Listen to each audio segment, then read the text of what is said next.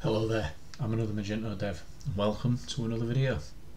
I thought I'd just cover this off, a real simple video on how to install modules.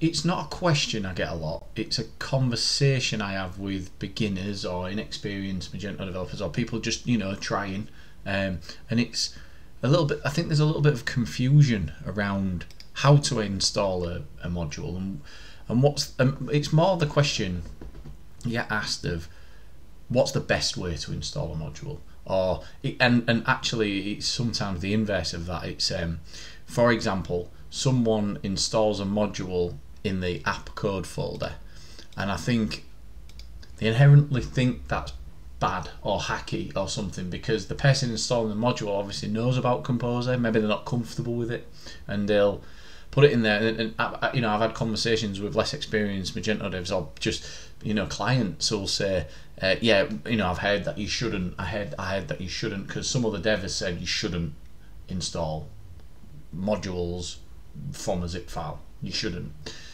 I would argue as long as you're deploying via a Git repo and a deployment system, there's nothing wrong with it, nothing wrong with installing it. However, it isn't the best way, there's a better way, and Composer is the better way.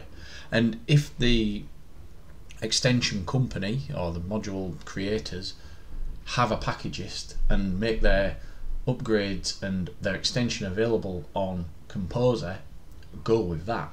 Even use it as a deciding factor on, if you've got two similar extensions from two different companies, one might be cheaper but that's the zip file and one's got their version on Packagist, it's going to save you time in future if you install the Composer version, mainly on upgrades. If you're upgrading your Magento, you want to know that that company is going to be pushing out an upgrade, upgrading their software to make sure it's compatible. Not all companies do, not all extensions do, and they do. Not everyone covers that off. I'm thinking of Bismarck's recently on for the Sage Pay when Zend got switched. That was obviously it became a problem on that one. They didn't update it straight away. So yeah, definitely go with Composer. It's a better way, but there's no right or wrong way as long as you're making sure that your process is correct. So we're just going to install, and it's a bit of a bonus in this video, we're going to install an absolutely brilliant module. It's a free one, and it's by yireo, and it's to get next gen images on your site. It's one of those plugins. It's free. It's been out for a while, as you can see. It's been out since 2020, but I don't think a lot of people know about this. And the performance gains are, well, particularly now we're in 2022 and the way Google Lighthouse works, and the things that it's looking at, being able to get all of your images, including page builder images, saved in webp with a free extension. I'm not sponsored by these guys or anything like that, I'm just saying get this on your store as a base. Okay, so let's get this bad boy installed. So it's really simple. Most extensions, most vendors will have instructions, but most extension, let's see, I don't think there's anything on here. I'll tell you what, let's yireo. Let's have a look on Packagist. If you're ever unsure, that didn't look like I spelled that correctly. Oh, good enough. You should be able to find it on Packagist. So if I do yireo, there we go, it's there. So that's essentially what I'm looking to require from Composer. Absolutely brilliant extension. Right,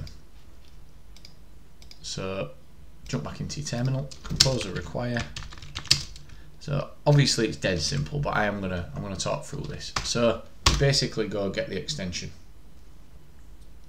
pulls the package down, and it updates any dependencies and anything else it needs. Now there you go, The only change to Composer, and why this is important, I'll tell you in a minute. So, and why I'm looking at Composer, for the Composer JSON. Look, it's basically added this in, right? So once you've got it installed, I run the big for. Once it's been added to Composer, I run the big for. Now, that's actually installed, and that's to enable the extension. Like Composer Require, that does actually install the extension. Right, so we should be able to now see it in here. It should be right at the bottom. There we go, yireo. It has installed the extension, right? So it's written its Composer, which is good for then deploying it, because I've just installed this locally now, but I want to be deploying this to my live site or my staging site or what have you. So now all I need to deploy is these two files, and in your deployment pipeline you should be running Composer install. And when this file gets rsynced, so this is how it works, when this file gets rsynced to the server, the Composer JSON and the Composer lock, both of them need to go up, because they both have sort of invaluable information for your deploy pipeline. Composer install will install, it should be, if you've got it set up right. So if you're installing zero downtime and you've got an empty vendor, it'll install the extension, Composer install. If you're running something a little bit more simple, it should just find the new extension on the Composer install command and just install the new extension amongst all the others. So it keeps this very simple in terms of tracking what files have changed and where it goes, because the folder's just going to live in vendor. You're not going to have to worry about it, and it's at obviously 0.12.2 if there needs to be ever any upgrades for it.